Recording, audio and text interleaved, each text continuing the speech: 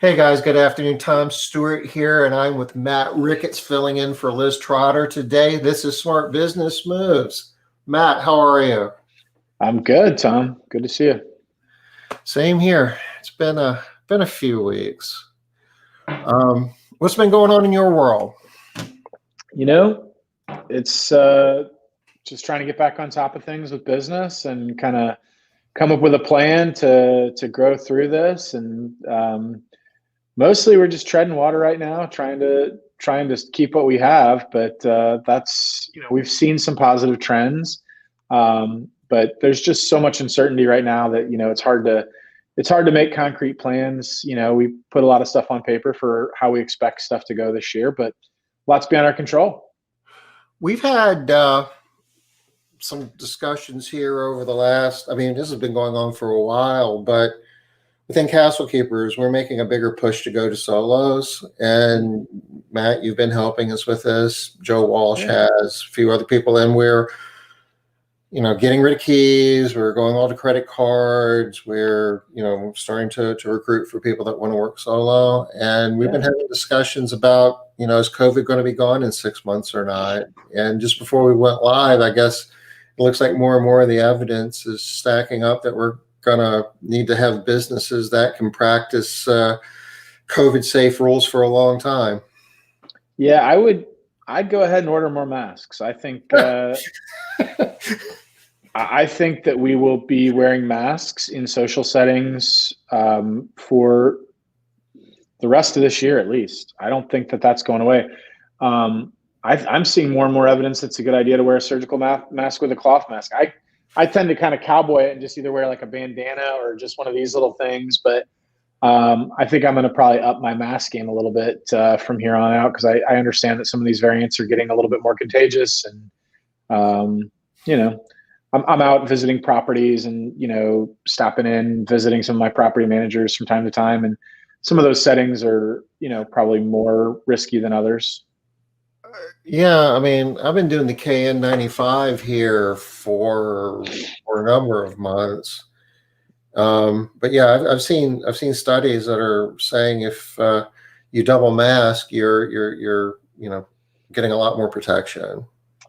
Yeah, it's frustrating because like we all want this to be over, but that doesn't really necessarily take into account that the virus is a living organism that's going to change and adapt, and we don't really have a say in it. And the vaccine rollout couldn't happen fast enough, and I think it's happening incredibly fast. I think we're in incredible scientific times to look at this and say we just pushed out a vaccine in under a year, right? 10 months they got that thing out from the time that we started talking about this seriously. So hopefully they'll be able to keep on top of this. But we talked about this a little bit, Tom. This is going to be somewhat akin to like the seasonal flu or something along those lines, where we see this kind of year after year, and we're going to have to find ways to adapt and protect our most vulnerable populations first. Yeah, and there's I guess some disturbing information coming out that's kind of pointing to these new variants are not only are they more contagious, they actually might be more deadly, and they certainly are seeming to be more resistant to the vaccines that are out there. Yeah, this is one thing I'll share that we were looking at earlier. This is a relatively short article, but it's good. It was talking about the new variant in Brazil and how everybody in Brazil is getting sick, and we're catching COVID again, basically. And that's scary, because they talked about in that article is that in the city that they were, I don't remember the name of the city that they were talking about, that they assumed that almost 75% of the population had already had a COVID, what would you call it? Not exposure, but actual had a COVID case. Yeah, 75% of everybody in the country's already had COVID. It happened already. Now everybody's getting sick again. And they're figuring the only way that can happen is that they're getting sick a second time. Yeah, so that's definitely, because you would think at some point, with if there's some herd immunity, it would be harder and harder to spread COVID.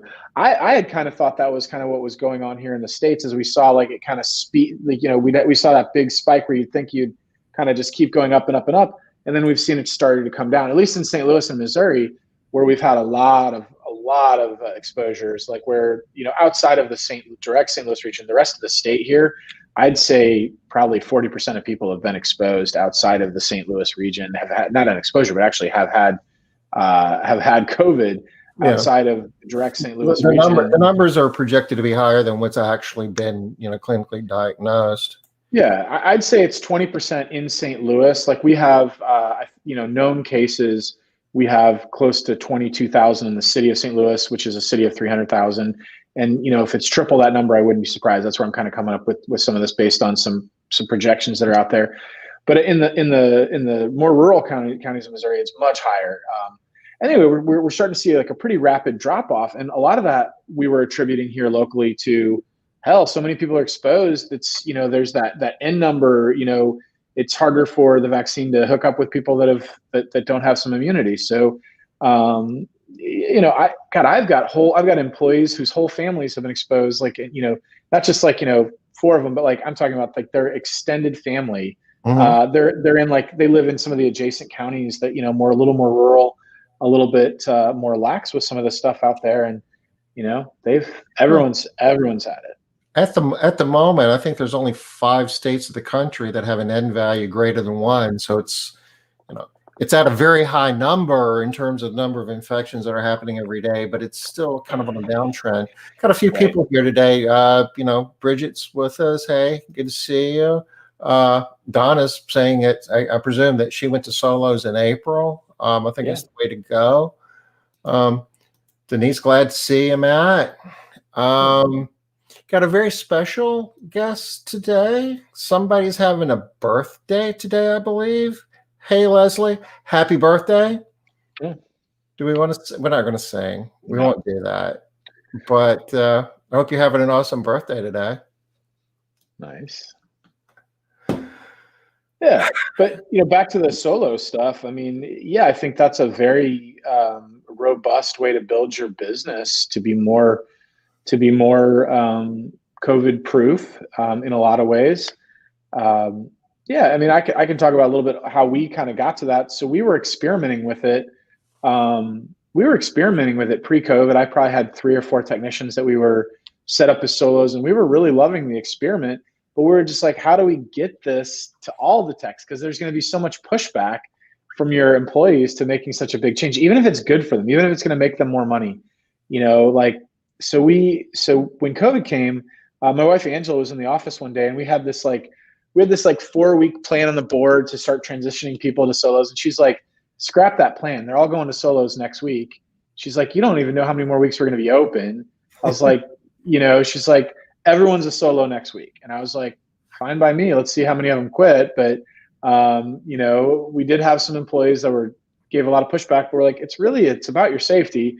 We dialed it up that way. And really it happened pretty quickly. We made a lot of big changes rapidly. So we bought a bunch of lock boxes and delivered them to our customers. And that was a big piece of again, not needing to come to the office, right? You want to make your workforce as distributed as possible. We spoke with all the customers that like to leave us checks and cash. And we said, we can no longer take your checks or cash. We still get some. I mean, it still happens, and we deal with it. I'm talking to my staff now, my management team now, about how do we get these last 10 stragglers to kind of comply with this for safety purposes. And honestly, it's not good because our employees only come in for, once a week. And if they forget to give us the checks, then we might not see someone's check for 2 weeks. And if, for some people that doesn't matter. So other people, they're probably like, well, it probably screws up their reconciliation of like when they paid for something, what they're looking for to see.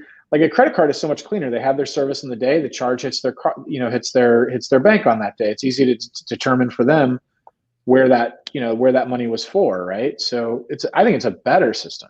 We launched those emails today in Atlanta, and we're giving people 2 weeks. And our thinking is we'll probably do like a 2-week grace period, and we're kind of doing this based on how Joe Walsh kind of coached us to do it. And he just cut people off after 4 weeks. If they didn't have a credit card on file, they just wouldn't schedule them. It's, honestly, if they want your service bad enough, they'll figure it out. I mean, I've got a couple of elderly clients, and I told my staff, I was like, they have credit cards. They're worried about giving out their credit card because they feel like it's less secure. The other thing he was doing, though, he gave them an option of paying for 6 months in advance. And we offered that, and we started making some phone calls. And I don't know, out of less than 10 phone calls, one person's already taken us up on that, wants to stroke us a check for 6 months worth of service. Yeah, I think that we've done that in the past. And I think if you offer, 3 to 5% off, I think some people will look at that and be like, I mean, if you're like a hardcore saver, even 3%, they see the value in that. They're like, yeah, so that's your credit card processing. I think 5%. If the money is sitting in a checking account, that's 3% more than they're going to get there, right? True. That's absolutely true. And if they were going to spend it anyway, they've been long-term customers. I mean, I see that as a win. I don't see anything, that's not a bad idea to encourage. And we'll probably look at that too, kind of go back to that. But yeah, you talk about the advantages of it. You guys have been talking about productivity on the show, and there's two kind of numbers that oftentimes get confused, right? Like productivity and efficiency. Have you ever talked about like the difference between the two and like where people kind of get confused? We just started getting into that, so we're just scratching the surface. So run with it.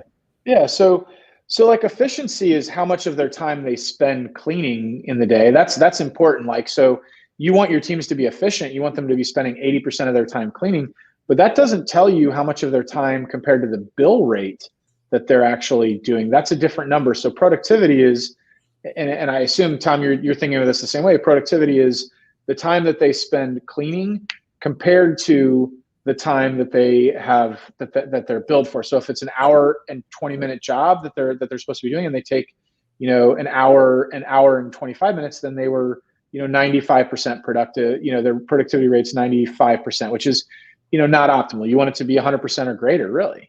Well, the definitions that we use in our world and within Made Central, productivity is simply the allowed time divided by the actual time. Yeah, that's kind of what I was going out without using the definitions that you have there. That's very clear, though. Inefficiency is job time divided by clock time. Yeah, there you go. So that's those are the two things that you'll see really. So the efficiency automatically goes up with going to solos. So that's the first thing. So don't confuse productivity and efficiency, but efficiency immediately goes up with solos because their drive time in the morning is cut off because you don't have to pay them to drive to their first property. That's just their commute to work now because that's from their home to their first property. So that's severely cut in half. They're only going to do, instead of having to go to 3, 4, 5 properties like you have with a team, right? They're only going to do 2 to 3 properties. So there's only going to be 2 transition periods during the day at the most, probably, if they do 3 properties. So again, productivity is going to go way up because you have as many as six transition periods with teams. So, drive to the first house and then every transition in between plus lunches and the drive back. That's all really hard to reach a productivity above 75%. Would you agree with that, Tom? That's one of the downfalls of teams.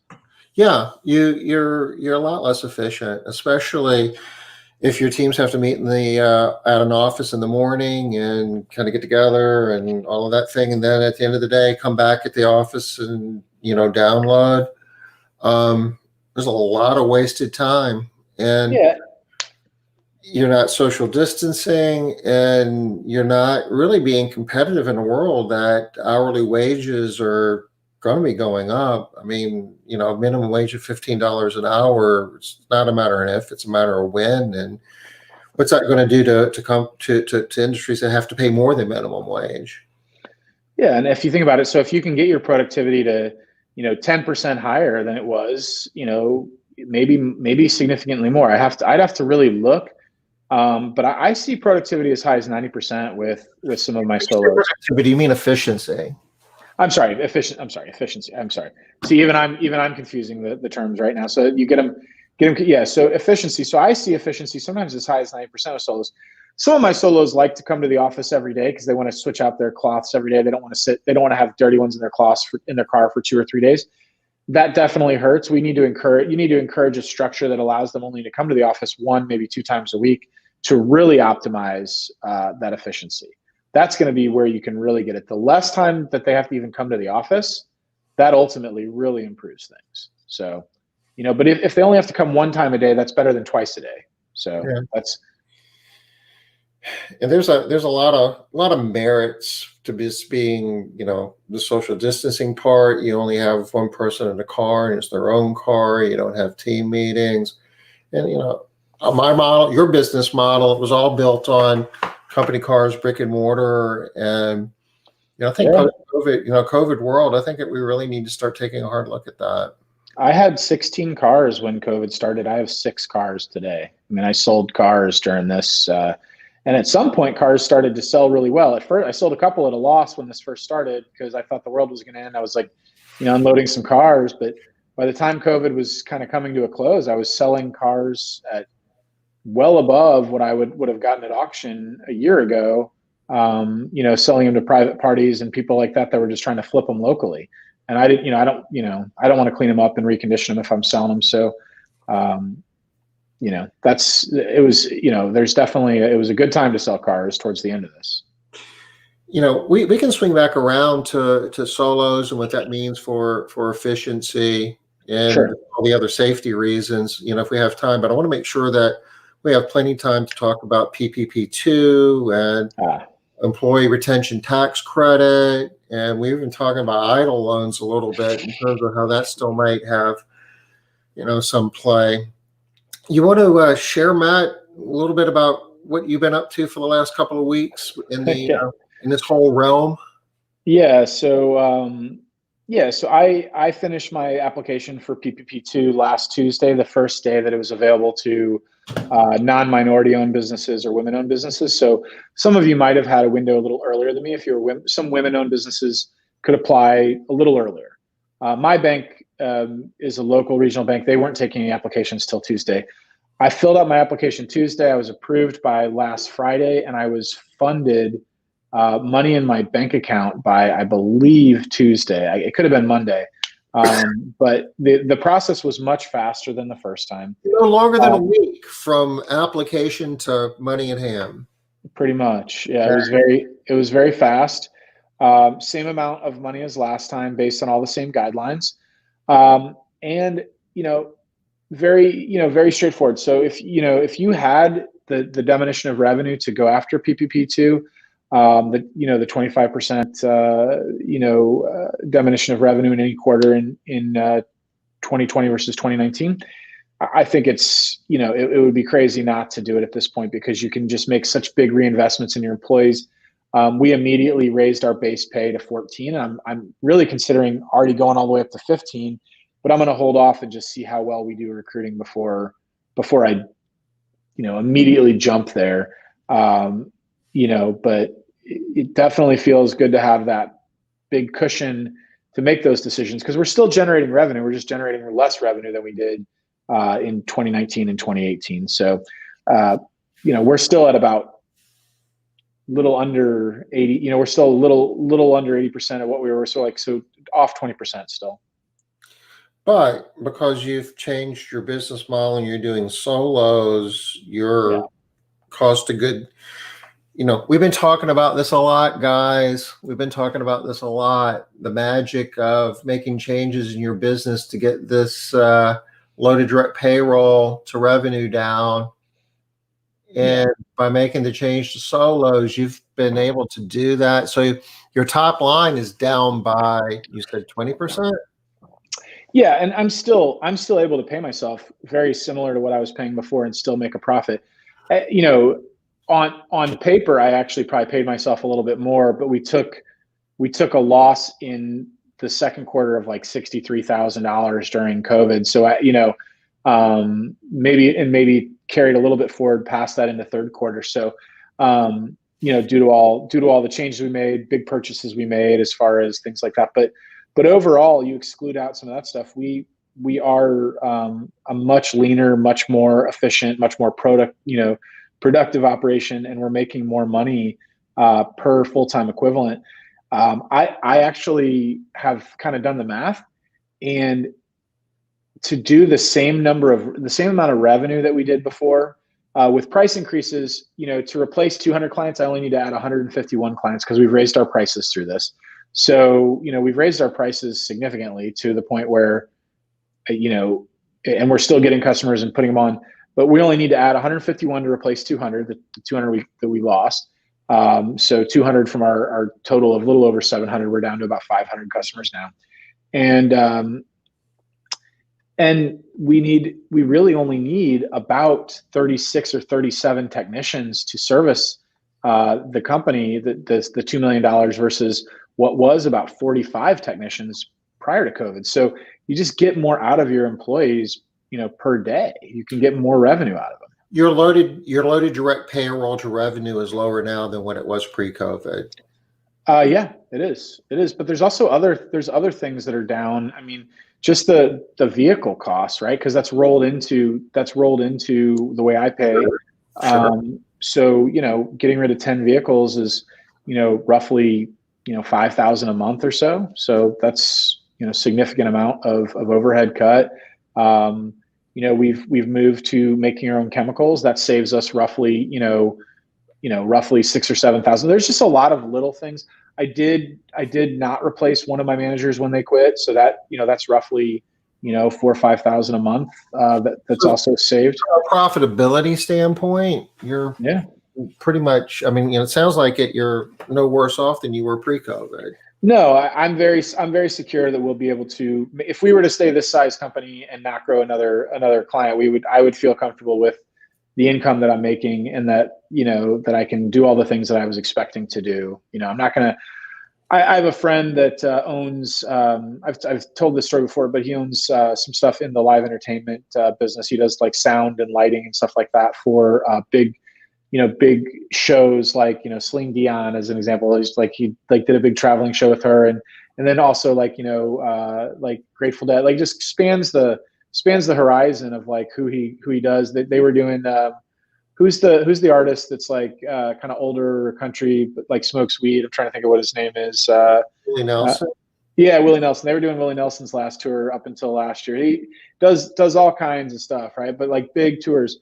Well, I mean, he's at this point where like he got like one of those Main Street loans, like $10 million Main Street loans. He's like, all that money means is that I don't go out of business, but I'm going to probably work till I die now. Like, so, I mean, there's some people way worse off than us. On paper, he was a very rich guy before COVID, and now he's a very indebted guy after COVID, due to this. Yeah, I imagine he's got tons of equipment that is financed in some form or fashion, and he's still on the hook paying for all that stuff, even though it's not making any money for him.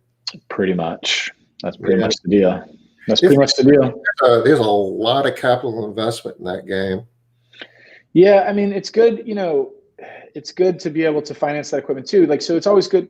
Anyway, that's a whole nother thing. But yeah, they buy a lot of stuff cash, but then oftentimes they buy it cash so they can get a good deal on it, and then they'll refinance it later. So you're right. It's definitely a very highly leveraged business. So yeah, we're not. He's got a similar business here in Charleston, and the bad news part of it is typically in an election year, especially a presidential election year, they make a ton of money doing that type of work, and right, that was all kind of buffered down. It's been tough all the way around. Yeah, they actually he did. This guy did. There was a big event at the Arch Grounds here in St. Louis when during one of Obama's terms. I can't remember, but there was close to 250,000 people, and they did the sound and light there. And everyone said that if you were there, you could hear the speakers on stage wherever you were, like whether you like Obama or not. I'm just saying, like they did the sound there, and the sound was good. So like it was very That's you're right. That's big. And to do that cost a ton of money. And yeah. And there's so much cash tied up in the equipment. If you don't use it, I don't know, man. It's tough. So that's where our businesses have really been structured perfectly for this PPP. I mean, no other business I know of is as labor intensive with as little other I just did my PPP loan forgiveness. I did the calculations just because I'm getting ready to look at these ERTC tax credits for 2020 as well. And anyway, so doing the calculations, I ended up just using only payroll, because even if I saved a week, right? Like I took off a week of payroll, because my weekly payroll is like close to 20 grand or higher, like 23 grand or something like that. I couldn't replace that 1 week with enough other expenses to even get to full forgiveness. So what you're talking about, I mean, there's so many different moving parts of this. What you're talking about right now is the forgiveness portion for your first PPP loan. Right. And they didn't have all the new things on the form, on the new form from the SBA. So maybe that'll get updated, and they'll have like, PPE costs and things like that. But just using the original stuff, the original things that were included, like, mortgage interest or rent or utilities, right? Those are the three things that were really on there. I couldn't come up with anywhere near enough. So I just used payroll, because then I didn't have to document anything else. And I still got my forgiveness window down to 13 weeks. So let's talk about that a little bit. I think most of the people that are part of Smart Business Moves have kind of got their arms wrapped around the application for the PPP2, loan, and that's probably already in the works for most of us, or at least there's few questions there. A number of people I know have already applied for forgiveness for their first loan, their first PPP loan. Talk a little bit about what this employee retention tax credit is and why that matters with the forgiveness of your first loan. Yeah, let me share my screen for a second. I'm going to just share. Sure. Let's see, application window. There should be something at the bottom that would say. Sure. Yep, I'm just going to go. Oh shoot, I need to share. Do you have another monitor? If you don't, it's no big deal. I can share it, but as soon as I do that, you're going to need to take whatever you want to share and just make it full screen, and you won't be able to see me. Yeah, I need to see. So here, let me know when you see this. Yeah, here you go. Okay, so let me see. You're up. Okay. You can see your spreadsheet. Okay, so this spreadsheet is based on all the employees that I had in 2020. And basically what I did was I ran all their payroll from 7/20 till the end of the year. And the reason I used 7/20 was because that's the first week that I'm no longer using PPP. Hey, dude. Hi, Column D. We're live streaming. Well, there's no socials or anything on here, but so yeah. But anyway, so the point being, I looked at all their wages and came up with this number from July 20th to the end of the year. And the reason this is important is you can take these ERTC tax credits if you were shut down by a government order or you had a 50% reduction in revenue for any quarter, and then you can continue to take them until you're back to above 80% of your pre-COVID revenue for 2019. This is awfully complicated. I'm actually paying a company to help me sort all this out. They're going to take 10% off. They're going to take 10% off the top. But here's the deal. I ended up with gross wages I came up with gross wages that would be for this period for about, well, I didn't even add this up yet, but gross wages are this. It's a sum button. We want to see, is it going to be a big number? Yeah, formula, sum, auto sum. You have to drag it up. I'll just do the E2, enter. So 551,000. And what I did was I ran a formula on this one that said 50% of wages or $5,000 cap, and then that came up with $182,897 roughly. So what's going on here is that these ERTC tax credits could net me another $182,000 in government subsidies to help me rebuild my business and help me make some big investments. But there's no restrictions on this money. That's the thing. So once you have this money, it's you can buy a boat with it if you want to. It's 100% restriction free. It is taxable, so you're going to pay You're going to pay taxes, the marginal tax rate on this $182,000 as capital gains. But I don't know. I guess it could be direct income if you're just a sole proprietor. I don't know exactly how it's going to be taxed, but I'm assuming it's going to be capital gains because of my tax structure. So you'll have to talk to your own tax advisor. But this is what I came up with today: is that this. And that's on top of, this is for 2020, and this is on top of the PPP money that you got in 2020, which are going to be forgiven. Yes.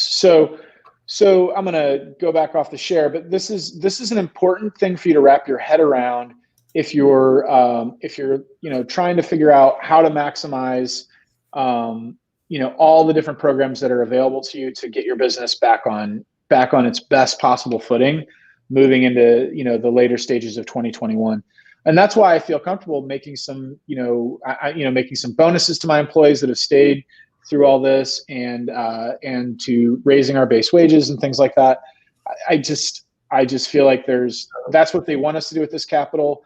And at the end of the day, I'm going to probably end up having more money to feel safe going into 2022 and make some big investments into growing into 2022. So those employee retention tax credits for 2020 is kind of a new thing. Before Right.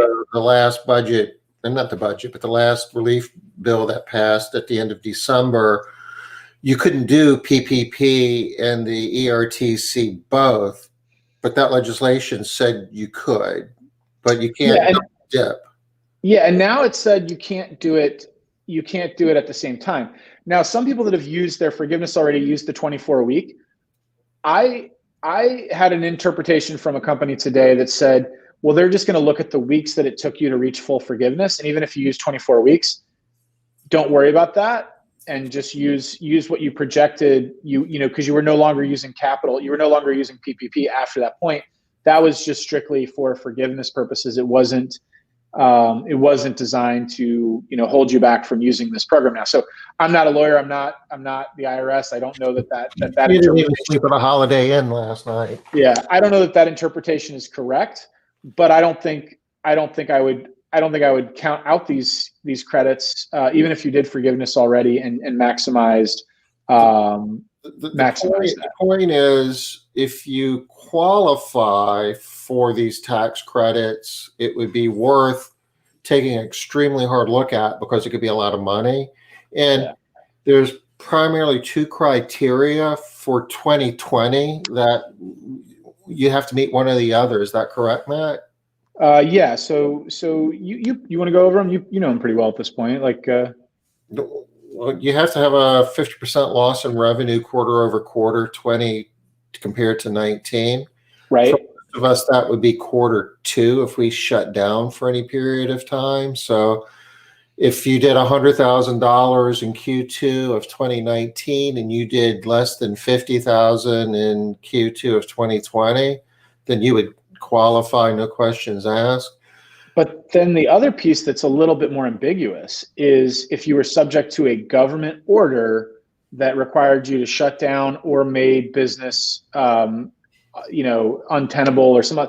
The language is ambiguous. I'd have to read it, but the language is a little ambiguous. And I think that a lot of companies actually are going to qualify for this for some period of time.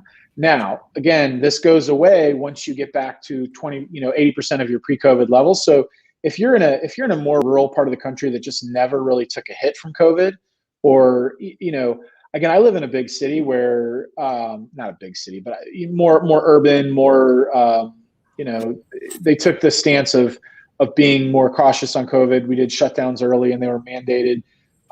That certainly hurt us in the time, but looking back, that's what these credits are for, those businesses that were forced to shut down and do that. So I would take a hard look at and see if you qualify based on government orders too. And if there was an order in your area, even if it was ambiguous, and unless you made the stance that you were an essential business and wouldn't shut down no matter what, then that's probably tougher to justify. But if you shut down for a single day while you were trying to figure out the ambiguity of these orders, I think you could make the argument that you might qualify. And that's why I hired a company to do these for me, because they're going to take 10% off the top of that number that you saw. So I'm not going to get to keep all of that, but the peace of mind to me to know that it's all done properly, that it's all basically, they're taking the legal responsibility that all the hoops are jumped through, that's worth that 10% to me. It's just, a little sleep better at night versus trying to make all these guesses. They're going to do their best to make those assumptions. Yeah, it's kind of tough to say with that. Did the state or local government require you to shut down? That is very gray. I guess the other question is, if you apply, and if your interpretation is different than the interpretation of as long as you're being transparent in terms of how you're rationalizing, your qualification for it. And again, I'm not an attorney or, a CPA, but I don't think there's a tremendous risk, because you're not doing anything fraudulent. You're following the rules that you did the best you can. That put it into a low yield bond. If you're all that worried about it, get 2.5% and, pay the taxes on it, because they're going to get that money in anyway. And if you have to pay the rest back because of a misinterpretation, you didn't do anything wrong if you can give the money back. Now, if you go out and buy a boat with it and, you can't pay it back. So I intend to hold this money as well for a long period of time as a cushion, and B, just in case the government ever decides that they were a little too generous and want their money back, basically. Put it in Bitcoin and GameStop stock. Right. Those are sure things. But I did talk to, and again, this is just my discussion with my CPA, which might not apply to anyone else here. Talk to your own, tax people. But, the discussion went in the path of, if we apply for PPP2 and somewhere along the way, there's some determination that we didn't qualify because, the math didn't come out right. It's like, well, worst case, it's going to be treated, you're not going to get forgiveness, and it's going to be treated as a loan you got to pay back in 5 years. Right. At 1%. I mean, again, like if you don't go crazy and use the money on things that are irrational, and that's the thing, this is smart business moves. It's not irrational business moves. Like, take this money and go buy your dream house or anything like that. That's not what this money is for. It's not to make us rich. It's to make our businesses whole and to make us, make some smart investments in our people. But at the end of the day, part of being a smart business owner is retaining profits and keeping them in your business as much as you can too. So don't go crazy with this money if you don't have to keep your business afloat. Like, make some investments. But because let's go back to where we were at the beginning of this discussion, that there's a lot of data that's been rolling out here the last few weeks, that all these variants of COVID and what's happening, that it's just not going to be as easy as everybody's going to get a vaccine between now and the end of summer, and this thing's going to be over with. It appears more and more every day that we're going to have to manage COVID for a longer, maybe a much longer period of time. So, these monies you might be saying, hey, I don't need the money. Well, I don't think that we know enough to know if you're going to need it or not, because we don't know where we're going to be a year from now. And we don't know if they're going to keep doing bailout bill after bailout bill. I mean, eventually they're going to lose the appetite for doing it. I mean, it's not going to be politically, the thing of the moment. Like this is life, guys, get on with it. So, as it stands now, yeah, there are these opportunities that are going to help us, but yeah, Tom's right. They could roll up and go away in the future and not present themselves again. This is pretty rare. I usually, when they do these kind of bailouts and things like that, this is not for us. This is for the airlines. This is for big manufacturing and banks. I'm not that old, but I don't remember anybody ever bailing out small businesses before. So no. This You're is on your own, entrepreneurs. this is an unprecedented event, Yeah, and you know, you're gonna, I think that we're going to need to make changes in our business to be more resilient in a world that looks more like what it does today than what it looked like a year ago for a longer time than what we thought. I hope I'm wrong, but it's better to prepare for that. That every day it's looking more like that might be the case. So be Yeah, ready for that. every day that I don't buy a restaurant during COVID is a good day. Me and Tom have joked. I've almost invested in 2 restaurants during COVID, and every day that I don't do it, it's a good day as this keeps dragging on. I'm like thinking to myself, "Whew, dodged a bullet on that first one." Yeah, and I've had some opinions on that, but there's a lot of other ways to inflict pain on yourself rather than to do that. Absolutely. So yeah, I think so. So we've talked about the solo model and some benefits of that. You may still need some teams to operate because you're going to need trainers and QAs and things like that to do that. So you're still going to have, even though I have like 20 solos now, I still have 9 or 10 team members, that are, people that are new hires, they're getting trained, and or QAs and trainers. Leslie or anyone else that's in this model, is that typical for you, or do you have only solos? How do you teach people that stuff? How do you train them? She's been doing it for 20 years. Yeah. Linda had a good point here. I don't want to go miss that. If they want to pay for 6 months, she gives them a free cleaning. If that was a weekly cleaning, I would love that. I don't know, like biweekly maybe, but monthly that starts to get Yeah, pretty. I would have to figure out what service frequency they'd have to be on where that would make sense. But it's a neat idea. It'd be about a 5% discount if you were talking about weekly. It's only about, becomes like a pretty significant discount, or pretty significant discount on biweekly even. But I think so. It makes sense. Let's also talk about things we need for taxes this year.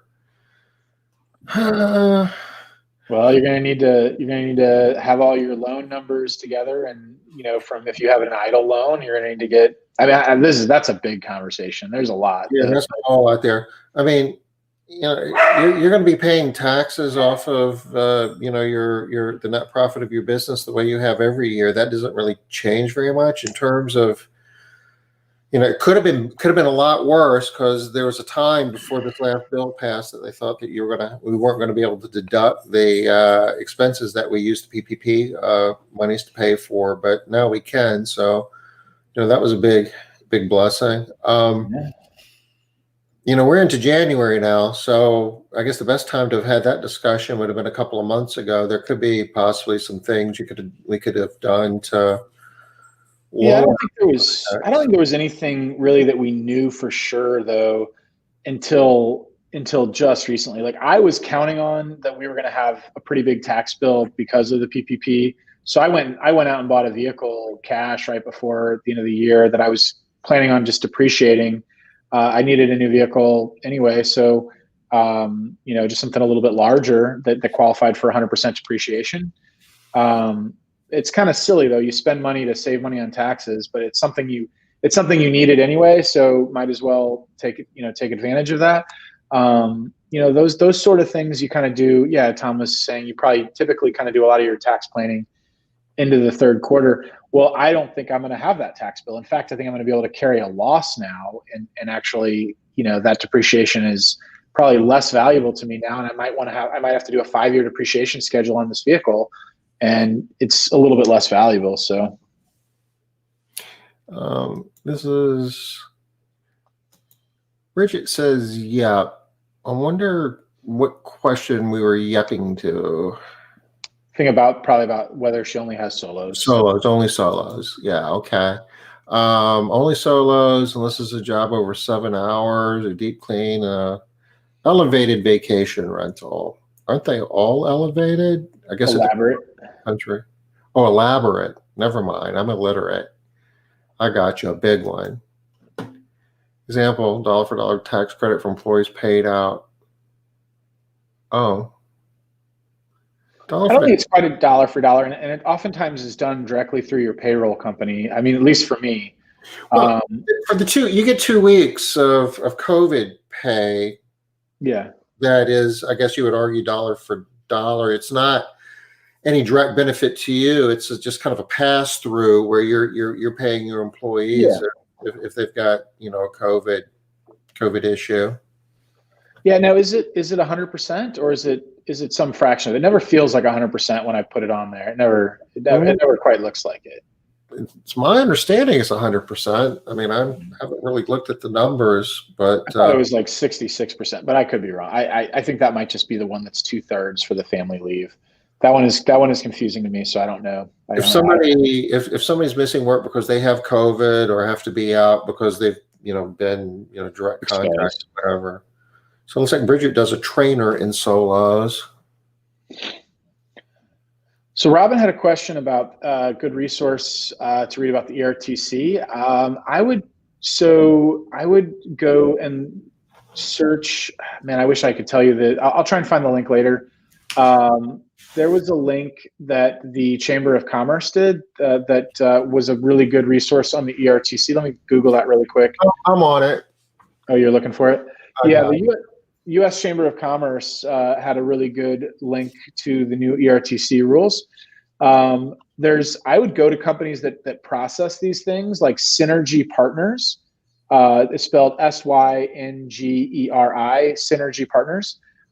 They are a company that processes these things. They've got a lot of resources on their website about the programs, and I mean, they're giving out as much information as they can because they just know that it's so complicated that you may end up still hiring them anyway. So it's like, it's kind of the model of share as much as you can because you know that it's such a complex topic that a lot of people don't even want to mess with it. 100% up to 80 hours. I'll have to look at that, Leslie. You're probably right. I know I was paying a lot of those the family leave pay. We had a lot of people using that, so I think that might be where I'm getting that 66% number. I thought I had it, but I might not. Yeah. I Oh, know. you might be on the links of you thought you might have had it in the links on Smart Business Moves. Yeah, I don't We'll know. look for it. Yeah, I think. Yeah, as far as tax planning goes, I think a lot of that's already out the window. Now you're going to deal with what you have to find out. Like, how does PPP affect taxes? Well, not as much as we thought originally. And if you do these ERTC tax credits, how does that affect your taxes? Well, you're going to get taxed on this money, but there's not all the restrictions that the PPP has. So This is the article from Chamber of Commerce. This is an awesome article that you can't see. Let me see if I can.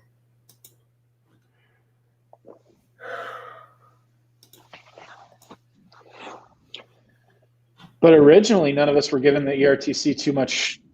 Originally, that was what we were all going to kind of bank on, right? Like when we were all kind of deciding to shut down, I think this bill was written in 9 days. This is the first thing that came out in February. Robin, start with this article. This is the place you want to start. And this was the most logical thing that happened at first. Like, oh, we'll do these tax credits. We'll kind of bail all these businesses out. It was originally for businesses under 100 employees like us. And, it was probably the most logical thing that kind of came out at the beginning of this thing and kind of gave me some hope that we were all going to be fine. And PPP obviously came out after that.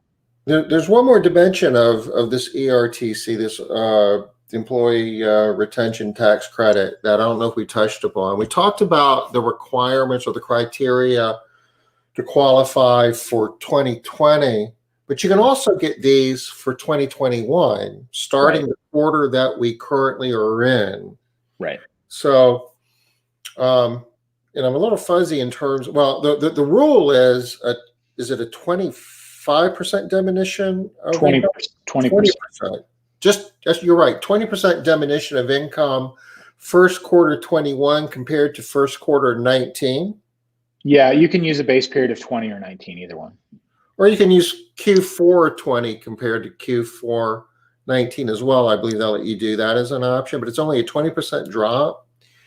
The interesting part about this is if you can use Q1 of 21 against Q1 19, you got 2 months of runway here. And if you're going to be 18% down, you might want to back off your marketing a little bit. I mean, I'm not, maybe I don't mean to be, I shouldn't, let me take that back. I'm just talking about math here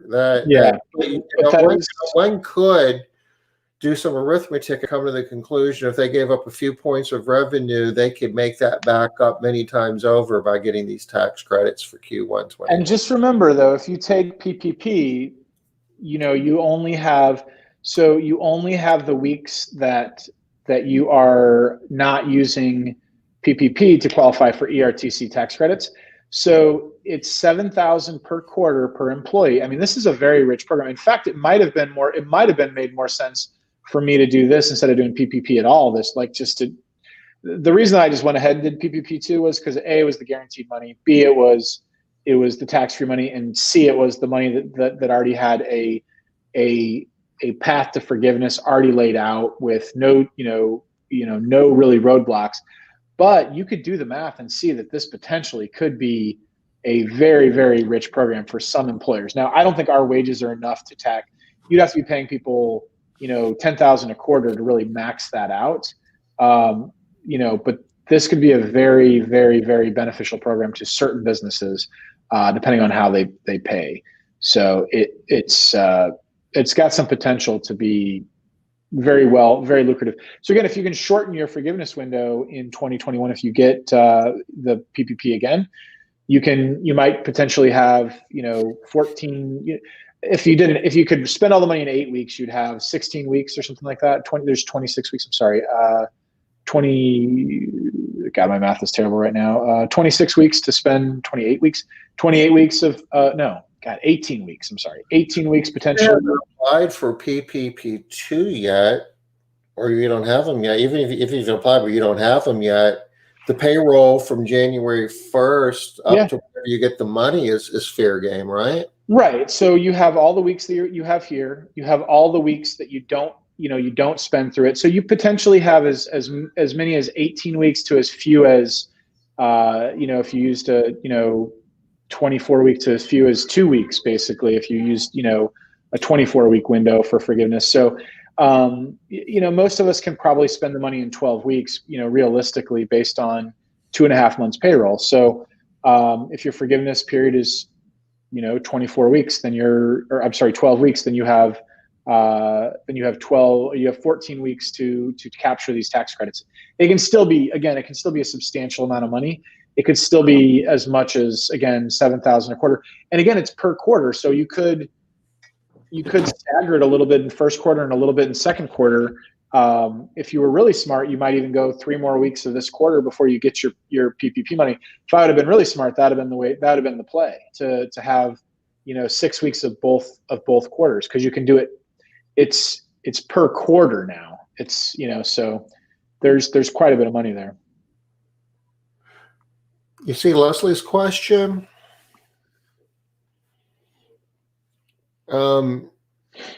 You get your PPP money shortly after you apply for it. Matt got his within a week, and I guess you used the same criteria as you did, and the same payroll numbers, basically same data that you did to get your first PPP loan. But your PPP money doesn't count as revenue. So she's saying like, oh, I got my PPP money in second quarter. I'm off 20%. Well, then this money came in. That money should be excluded. Yeah. Okay. So I think what you need to do in your QuickBooks, if you haven't done this, Leslie, is you need to go back and edit when that PPP money came in and change it to a long-term liability. That way it doesn't show up in your profit and loss column on your profit and loss report. Because it's not income, it's a long-term liability. So it's just, I think you might have it. I may be misinterpreting your question, but I think you might have it marked wrong in your QuickBooks. What do you think, Tom? Does that sound like she can answer if I'm kind of on the right track there? Yeah, I think that's where you're saying, because you did receive it in that quarter, but they called it a loan. I mean, it wasn't income. It wasn't money that you made from cleaning homes. So that should go on your balance sheet. Okay, yeah. So Leslie, you just need to go back and you need to go to that transaction when it came in QuickBooks, or have your bookkeeper, or if you do your own books, then you need to go back and hit edit. And there should be the ability to change it to a long-term liability and, edit it, change it to a long-term liability, and then also maybe, notate it that it's your PPP loan one. And it should be very easy to correct that so it doesn't show as income on your profit and loss. So when you put your P&L up for Q2 20, it'll look a lot more lower on the income side. Yeah. And that's the alternate pay period is. Yeah, basically, if you run 2-week pay periods, the alternate pay period is just what they're saying is like, instead of saying your loan disbursement date, you can actually make your period start on your first pay period, which I didn't do because I pay weekly and it made so little difference. But yes, Denise, I think that's what you're talking about. So like the 2 weeks prior, so beginning pay period like itself, like the 2 weeks prior to disbursement. Not quite sure. Does that mean the start day of the payday or the beginning of the pay period? The payday, the first time you paid any money, not the pay period itself, but the actual day. So when you want to switch the alternate pay period or the alternate period for doing your forgiveness, you want to make it that first payday, the first time that they got paid. If you pay every 2 weeks, so if it's like, for me, my first payday was probably April 27th. So I could have made my gone to an alternate pay period of April 27th for PPP forgiveness, but I just went ahead and just used April 20th because it didn't change enough for me to make it really a big difference to use either one. But if you do every 2 weeks payroll, it probably does. And that's what they mean by alternate pay period. You are correct. Alternate payroll covered period. Yes.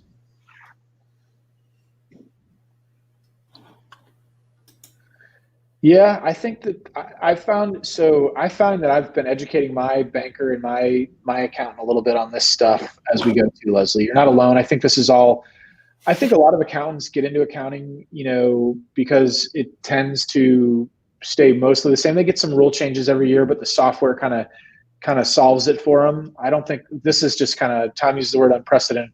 There's just so much information being thrown at them. I don't even feel like they're the best resources a lot of time, unless that they are really actively specialized in small business accounting, And they don't like talking about stuff that the rules aren't clearly defined, and all of this is just not. It hasn't been tested. It's just it's too soft, and it's like we don't know, and they don't. Nobody knows. Everybody's just kind of speculating on really how a lot of this is gonna play out.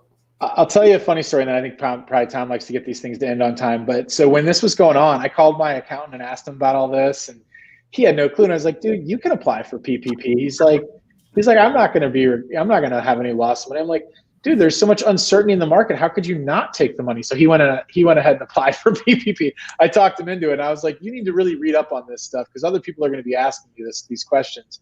And he went ahead and looked into it. And he's like, "Oh, yeah, I do qualify."